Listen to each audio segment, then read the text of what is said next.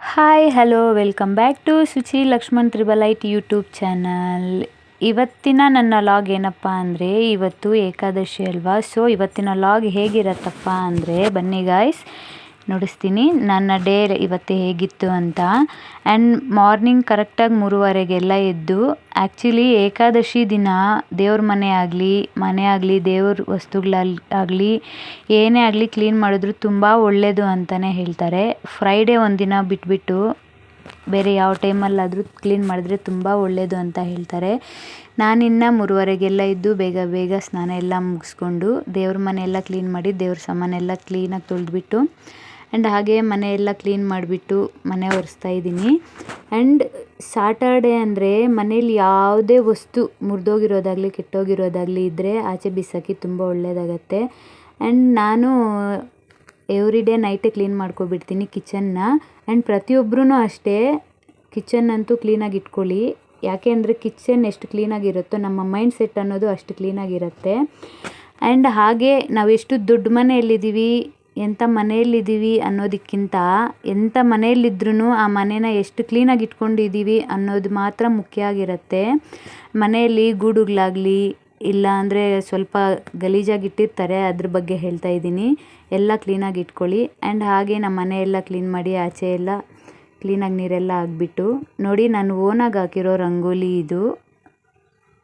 Dots ಏನು ಹಿಡ್ದಿರ ಬರೀ ಓನಾಗೆ ಹಾಕಿದ್ದೀನಿ ನಾನು.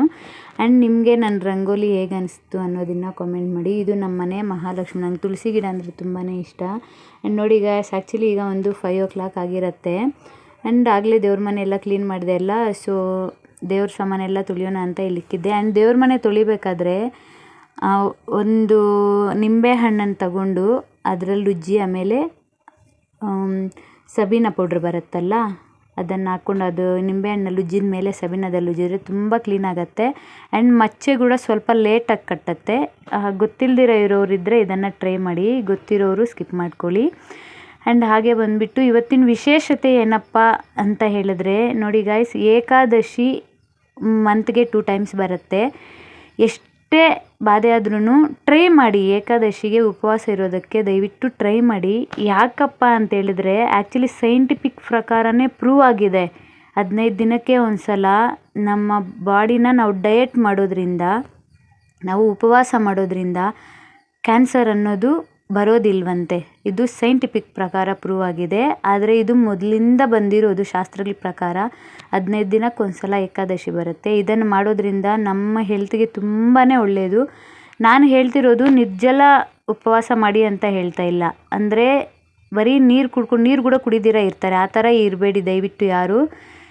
ಏನಪ್ಪ ಅಂದರೆ ಏಕಾದಶಿ ಅಂದರೆ ಧಾನ್ಯಗಳನ್ನು ತಿನ್ನಬಾರ್ದು ನಾವು, ಗೊತ್ತಲ್ವಾ. ಅಂದರೆ ಊಟ ಯಾವುದೇ ಆಗಲಿ ತಿನ್ನಬಾರ್ದು. ಅದರಲ್ಲಿ ಸ್ವಲ್ಪ ಬರುತ್ತೆ ಸಾಮೆ, ಅದು ಇದು ಬರುತ್ತೆ, ಅದೆಲ್ಲ ತಿನ್ಬೋದು. ಆ್ಯಂಡ್ ಮುಖ್ಯವಾಗಿ ಹಾಲು ಫ್ರೂಟ್ಸು ನೀವು ತಿಂದ್ಕೊಂಡು ಆರಾಮಾಗಿ ಉಪವಾಸ ಮಾಡ್ಬೋದು, ಏನೂ ಪ್ರಾಬ್ಲಮ್ ಇರೋದಿಲ್ಲ. ಆ್ಯಂಡ್ ನೋಡಿ, ಅಷ್ಟು ಬೇಗ ಯಾರ ಕೈಲೂ ಆಗಲ್ಲ, ಟ್ರೈ ಮಾಡಿ. ಯಾಕೆ ಅಂದರೆ ಯಾವುದೊಂದೂ ಅಷ್ಟು ಬೇಗ ಆಗೋದಿಲ್ಲ. ಮಾಡೋಣ ಅಂತ ಮೈಂಡ್ಗೆ ಅಂದ್ಕೊಳ್ತೀವಿ, ಬಟ್ ಯಾವುದೋ ಒಂದು ಬರುತ್ತೆ. ಹೆಂಗಸ್ರಿಗಂತೂ ತುಂಬಾ ಇರುತ್ತೆ. ನಾ ಹೇಳ್ತಿರೋದು ಯಾರಿಗಾಗುತ್ತೋ ಅವ್ರು ಮಾಡಿ. ಯಾಕೆ ಅಂದರೆ ಮನೇಲಿ ತುಂಬಾ ಕೆಲಸಗಳಿರತ್ತೆ. ಮಗು ಸ್ಕೂಲ್ಗೆ ಹೋಗೋದಿರತ್ತೆ, ನಾವು ವರ್ಕ್ಗೆ ಹೋಗೋರು ಇರ್ತೀರ, ಮನೇಲಿ ಮಾಡೋದು, ವರ್ಕ್ ಹೋಗಿ ಬರೋದು, ಆಮೇಲೆ ಮಕ್ಕಳು ನೋಡ್ಕೊಳ್ಳೋದು ತುಂಬಾ ಕಷ್ಟ ಇರುತ್ತೆ. ಯಾರಿಗಾಗುತ್ತೋ, ಯಾರಿಗೆ ಸಾಧ್ಯ ಆಗುತ್ತೋ ಅವ್ರು ದಯವಿಟ್ಟು ಆದಷ್ಟು ಟ್ರೈ ಮಾಡಿ. ಯಾಕೆ ಅಂದರೆ ಈ ಏಕಾದಶಿ ಮಾಡೋದ್ರಿಂದ ತುಂಬಾ ಒಳ್ಳೆಯದು. ಎಷ್ಟು ವ್ರತಗಳಿರುತ್ತೋ ಯಾವುದು ಮಾಡಿಲ್ಲ ಅಂದರೂ ಈ ಒಂದು ಏಕಾದಶಿನ 1 year ಪೂರ್ತಿ ಮಾಡೋದ್ರಿಂದ ಎಲ್ಲ ವ್ರತಗಳ ಫಲ ಸಿಗತ್ತಂತೆ. ನಾನು ಇದನ್ನೆಲ್ಲ ಯಾರಿಂದ ಅಪ್ಪ ಇದೆಲ್ಲ ಮಾಡ್ತಾಯಿದ್ದೀನಿ ಅಂದರೆ, ನಂಗೆ ತುಂಬಾ ಇಷ್ಟ ಗುರುಗಳು ಅಂದರೆ ಯಾರು ಅಲ್ಲ ಕಣ್ರಿ, ಪ್ರಣವಾನಂದ ದಾಸ್ ಅಂತ ಬರ್ತಾರಲ್ಲ, ಅವರಿಂದ ಅಂತೂ ತುಂಬ ಜಾಸ್ತಿ ಜನ ಮೋಟಿವೇಟ್ ಆಗ್ತಾರೆ. ಒಂದು ಸಲ ಆದರೆ ನೀವು ಯೂಟ್ಯೂಬ್ಗೆ ಹೋಗ್ಬಿಟ್ಟು ಅವ್ರ ಚಾನಲ್ನ ನೋಡಿ. ಅವ್ರ ಚಾನಲ್ ನೋಡಿದವ್ರಿಂದ ಪಕ್ಕ 100% ನಂಗೆ ಗೊತ್ತಿರೋಕ್ಕೆ ಚೇಂಜ್ ಆಗೇ ಆಗ್ತಾರೆ. ಅವರಷ್ಟು ಮೋಟಿವೇಟ್ ಮಾಡ್ತಾರೆ ಅವ್ರ ವರ್ಡ್ಸಲ್ಲಿ. ಆ್ಯಂಡ್ ಹಾಗೆ ಬಂದುಬಿಟ್ಟು ಪ್ರತಿಯೊಬ್ಬರೂ ಅಷ್ಟೇ ಆದಷ್ಟು ಮನೇನ ಕ್ಲೀನಾಗಿ ಇಟ್ಕೊಳ್ಳೋದಕ್ಕೆ ಟ್ರೈ ಮಾಡಿ. ಆ್ಯಂಡ್ ದೇವ್ರ ಮನೇನ ಆದಷ್ಟು ಕ್ಲೀನಾಗಿ ಇಟ್ಕೊಳ್ಳಿ. ಸಾಟರ್ಡೆ ಅಂತೂ ಮನೇನ ಕ್ಲೀನ್ ಮಾಡೋದಾಗಲಿ, ಬಾಗಿಲುಗಳು ಒರೆಸೋದಾಗಲಿ, ಯಾವುದಾದ್ರೂ ಒಡೆದೋಗಿರೋ ವಸ್ತು ಆಗಲಿ ಮನೆಯಿಂದ ಆಚೆ ಆಗಿಬಿಡ್ಬೇಕು ನಾವು. ಇದರಿಂದ ಬಂದುಬಿಟ್ಟು ಮನೇಲಿರೋ ನೆಗೆಟಿವ್ ಎನರ್ಜಿ ಅನ್ನೋದು ಹೊರಟೋಗತ್ತೆ. ಆ್ಯಂಡ್ ಮನೇಲಿ ಬಂದುಬಿಟ್ಟು ಜಾಸ್ತಿ ಸಾಂಬ್ರಾಣಿ ಅಂತಾರಲ್ಲ, ಧೂಪ, ಅದನ್ನು ಹಾಕೋದ್ರಿಂದ ಪಾಸಿಟಿವ್ ಎನರ್ಜಿ ಬರುತ್ತೆ.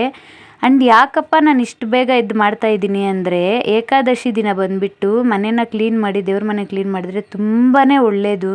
ನನಗಂತೂ ನಿದ್ದೆ ಕೂಡ ಬರೋದಿಲ್ಲ. ಏಕಾದಶಿ ನೆಕ್ಸ್ಟ್ ಡೇ ಅಂತಿದ್ರೆ ಇವತ್ತು ನೈಟಿಂದನೇ ನಿದ್ದೆ ಬರೋದಿಲ್ಲ ಗಾಯ್ಸ್.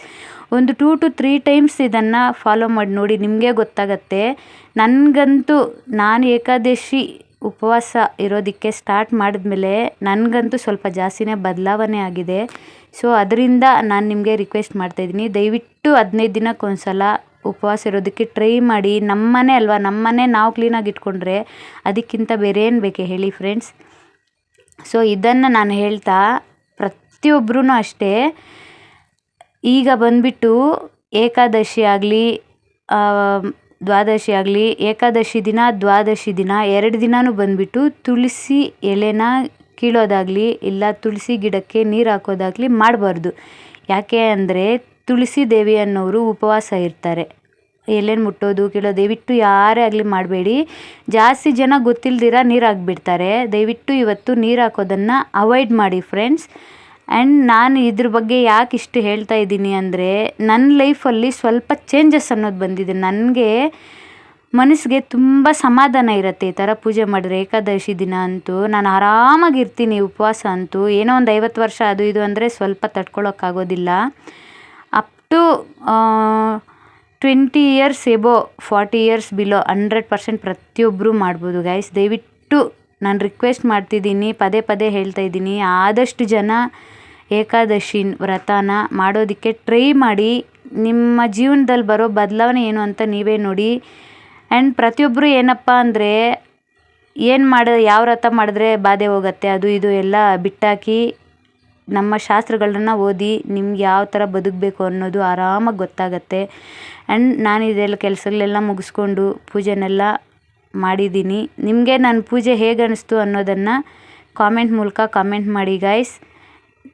ಆ್ಯಂಡ್ ನಿಮಗೆ ಇಷ್ಟವಾದ ದೇವ್ರು ಯಾರು ಅನ್ನೋದನ್ನು ಕಾಮೆಂಟ್ ಮಾಡಿ. ನನಗೆ ಇಷ್ಟವಾದ ದೇವ್ರು ಯಾರಾದರೂ ಇದ್ದಾರೆ ಅಂದರೆ ಅದು ಶ್ರೀಕೃಷ್ಣ ಪರಮಾತ್ಮ. ಆ್ಯಂಡ್ ನಾನಿಲ್ಲೇ ಹಚ್ಸಿದ್ದೀನಲ್ವ ದೀಪ, ಅದಂತೂ ತುಂಬಾ ಚೆನ್ನಾಗಿರುತ್ತೆ. ಆ್ಯಂಡ್ ತುಳಸಿ ಗಿಡ ಹತ್ರ ಪ್ರತಿಯೊಂದು ಸಲನೂ ಯಾವಾಗಾದರೂ ಪೂಜೆ ಮಾಡಲಿ ನಾನು ತುಪ್ಪ ದೀಪವನ್ನು ಹಚ್ತೀನಿ. ಯಾಕೆ ಅಂದರೆ ತುಂಬಾ ಒಳ್ಳೆಯದು ತುಪ್ಪ ದೀಪ ಹಚ್ಚೋದ್ರಿಂದ. ಆ ತುಳಸಿ ದೇವಿಗೆ ಬಂದುಬಿಟ್ಟು ತುಂಬ ಆಸೆ ಅಂತೆ ತುಪ್ಪ ದೀಪ ಅಂದರೆ. ಸೊ ಅದರಿಂದ ನಾನು ತುಪ್ಪದ ದೀಪವನ್ನು ಅಂಟಿಸಿದ್ದೀನಿ. ಪ್ರತಿಯೊಬ್ಬರೂ ಅಷ್ಟೇ ಆದಷ್ಟು ಟ್ರೈ ಮಾಡಿ. ನಿಮ್ಗೆ ಡೈಲಿ ಸಾಧ್ಯ ಆಗೋದಿಲ್ಲ ಅಂದ್ರೂ ಅಟ್ಲೀಸ್ಟ್ ವೀಕ್ಗೆ ಒಂದು 2 to 3 ಟೈಮ್ಸ್ ಆದರೂ ಮನೆಯಲ್ಲಿ ಧೂಪ ಹಾಕಿ ಕ್ಲೀನಾಗಿ ಪೂಜೆ ಮಾಡ್ಕೊಳ್ಳಿ. ನಾವು ಹೆಂಗಸ್ರೇ ಅಷ್ಟೆಲ್ಲ ಮಾಡಲ್ಲ ಅಂದರೆ ಇನ್ನು ಯಾರು ತಾನೇ ಮಾಡ್ತಾರೆ? ಇಲ್ಲಿ ನಮ್ಮ ಮನೇನ ನಾವೇ ತಾನೇ ಕ್ಲೀನಾಗಿ ಇಟ್ಕೋಬೇಕು. ಎಲ್ಲೋದ್ರೂ ಅಷ್ಟೇ ಅವ್ರದ್ದು ಇವ್ರದ್ದು ಅನ್ನೋ ಭಾವನೆ ಇಟ್ಕೊಳ್ದಿರ ನೀಟ್ನೆಸ್ ಅನ್ನೋದನ್ನು ಮೇಂಟೈನ್ ಮಾಡಿ ಫ್ರೆಂಡ್ಸ್.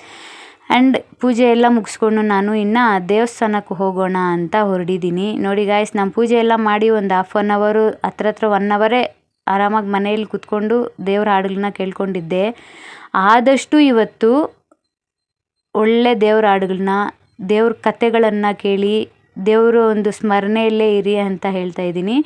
ನೋಡಿ, ಯಾವುದೇ ಅಂಗಡಿ ಆಗ್ಲೂ ತೆಗ್ದಿರಲಿಲ್ಲ. ಆಂಜನೇಯ ಟೆಂಪಲ್ಗೆ ಹೋಗೋಣ ಅಂತ ನೋಡಿದ್ರೆ, ಸೊ ನಾನು ಫೈನಲಿ ಆಂಜನೇಯ ಟೆಂಪಲ್ ಹತ್ರ ಬಂದೆ. ಇಲ್ಲಿ ಬಂದುಬಿಟ್ಟು ತುಳಸಿ ಸಿಗತ್ತಲ್ಲ, ಅದು ಆ್ಯಕ್ಚುಲಿ ನೆನ್ನೆನೇ ಅವರೆಲ್ಲ ಕಟ್ಬಿಟ್ಟು ರೆಡಿ ಮಾಡ್ಕೊಂಡಿರ್ತಾರೆ. ಇದರಲ್ಲಿ 2 ಟೈಪ್ಸ್ ತುಳಸಿ ಇತ್ತು. ಇದು ಬಂದುಬಿಟ್ಟು ಸ್ವಲ್ಪ ಕಮ್ಮಿ ರೇಟ್ ಇತ್ತು. ಆ್ಯಂಡ್ ಸ್ಪೆಷಲ್ ತುಳಸಿ ಅನ್ನೋದು ಸ್ವಲ್ಪ ಜಾಸ್ತಿ ಇತ್ತು. ನಾನು ಸ್ಪೆಷಲ್ ತುಳಸಿನೇ ತಗೊಂಡೆ. ಯಾಕೆ ಅಂದರೆ ಏಕಾದಶಿ ದೇವ್ರು ನಮಗೆ ಕೊಟ್ಟಿರೋದ್ರಲ್ಲಿ ನಾವು ದೇವ್ರಿಗೆ ಕೊಡಬೇಕು ಅಂದರೆ ನಾವು ಹಿಂದೆ ಹೋಗೋಕ್ಕಾಗತ್ತಾ? ಸೊ ತುಳಸಿನ ತಗೊಂಡು ಇನ್ನು ದೇವಸ್ಥಾನ ಒಳಗಡೆ ಎಂಟ್ರಿ ಮಾಡ್ತಾಯಿದ್ದೀನಿ. ನೋಡಿ ಫ್ರೆಂಡ್ಸ್, ಮಾರ್ನಿಂಗ್ ವ್ಯೂ ಅಂತೂ ದೇವಸ್ಥಾನದಲ್ಲಿ ಎಷ್ಟು ಚೆನ್ನಾಗಿತ್ತಂದರೆ, ನಿಜವಾಗ್ಲೂ ಹೇಳಬೇಕಂದ್ರೆ ದೇವಸ್ಥಾನದ ಒಳಗಡೆ ಎಂಟ್ರಿ ಕೊಟ್ಟನೋ ಇಲ್ವೋ ಮನಸ್ಸೆಲ್ಲ ಒಂಥರ ತುಂಬಾ ಸಂತೋಷ ಆಗತ್ತೆ. ಆ್ಯಂಡ್ ಇಲ್ಲಿ ಆ ಪಾರಿವಾಳಗಳಂತೂ ಎಷ್ಟಿತ್ತು ಗೊತ್ತಾ, ಯಪ್ಪ ಅದೆಲ್ಲ ಎಷ್ಟು ಕ್ಯೂಟಾಗಿತ್ತು ಅಂದರೆ ಅಲ್ಲೇ ನಿಂತ್ಕೊಂಡು ನೋಡ್ಕೊಂಡು ಇದ್ದೋಗೋಣ ಅನಿಸ್ತು ನನಗೆ, ಅಷ್ಟು ಚೆನ್ನಾಗಿತ್ತು. ಪ್ರತಿಯೊಬ್ಬರು ಅಷ್ಟೇ ಮೈಂಡ್ ಅಪ್ಸೆಟ್ ಆದಾಗ ಇಲ್ಲ ಯಾವುದು, ಯಾಕಂದರೆ ಮನುಷ್ಯರು ಅಂದಮೇಲೆ ಪ್ರತಿಯೊಬ್ಬರಿಗೂ ಕಷ್ಟ ಸುಖ ಅನ್ನೋದು ಬಂದೇ ಬರುತ್ತೆ. ನಿಮ್ಮ ಮೈಂಡ್ ಅಪ್ಸೆಟ್ಟಲ್ಲಿದ್ದಾಗ ದಯವಿಟ್ಟು ಒಂದು ಸಲ ಹತ್ತಿರದಲ್ಲಿರೋ ದೇವಸ್ಥಾನಕ್ಕೆ ಭೇಟಿ ನೀಡಿ. ಆ್ಯಕ್ಚುಲಿ ನಾನು ಹೋಗಿದ್ದೆ, ಬೆಳಿಗ್ಗೆ ಅಷ್ಟೊತ್ತಿಗೆ ಹೋದೆ. ಅಲ್ಲಿ ಆಂಜನೇಯ ಟೆಂಪಲ್ ತೆಗ್ದಿದ್ರು, ಬಟ್ ಒಳಗಡೆ ಸ್ವಾಮಿಗಳು ಪೂಜೆ ಮಾಡ್ತಾಯಿದ್ರು. ನನಗೆ ಟೈಮ್ ಆಗುತ್ತೆ ಕೆಲ್ಸಕ್ಕೆ ಹೋಗೋದಕ್ಕೆ ಅಂತ ಅಲ್ಲೇ ಆಂಜನೇಯ ಟೆಂಪಲ್ ಒಳಗಡೆನೇ ಕೃಷ್ಣ ವಿಗ್ರಹ ಇದೆಯಲ್ಲ, ಅಲ್ಲಿ ಸ್ವಲ್ಪ ತುಳಸಿನ ಹಾಕಿ ಆಮೇಲೆ ಅಲ್ಲೇ ವೆಂಕಟೇಶ್ವರ ಸ್ವಾಮಿ ಇದೆ ಅಲ್ವಾ, ಅಲ್ಲೋಗ್ಬಿಟ್ಟು ನಾನು ಪೂಜೆ ಎಲ್ಲ ಮಾಡಿಸ್ಕೊಂಡು ಬಂದೆ.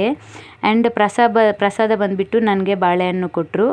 ಆ್ಯಂಡ್ ಇದು ಇವತ್ತಿನ ನನ್ನ ಏಕಾದಶಿಯ ದಿನದ ಪೂಜೆ ಒಂದು ವಿಡಿಯೋ ಆಗಿತ್ತು. ಈ ವಿಡಿಯೋ ನಿಮಗೆ ಇಷ್ಟವಾಗಿದ್ದಲ್ಲಿ ದಯವಿಟ್ಟು ಲೈಕ್ ಮಾಡಿ, ಶೇರ್ ಮಾಡಿ, ಸಬ್ಸ್ಕ್ರೈಬ್ ಮಾಡ್ಕೊಳ್ಳಿ ಅಂತ ಹೇಳ್ತಾ ನನ್ನ ಈ ವಿಡಿಯೋನ ಇಲ್ಲಿಗೆ ಎಂಡ್ ಮಾಡ್ತಾ ಇದ್ದೀನಿ. Thank you for watching. Keep smile. Bye bye. Take care.